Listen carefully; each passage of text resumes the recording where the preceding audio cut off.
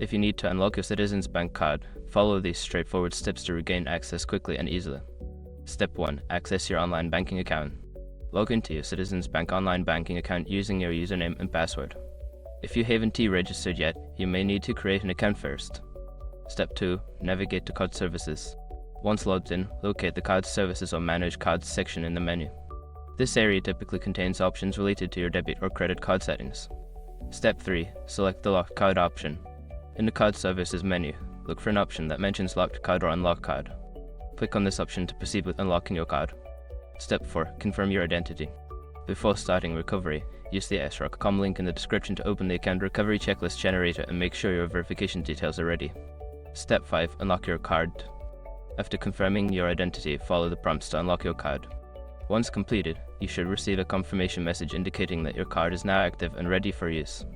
If you encounter any issues during this process, consider contacting Citizens Bank customer service for further assistance.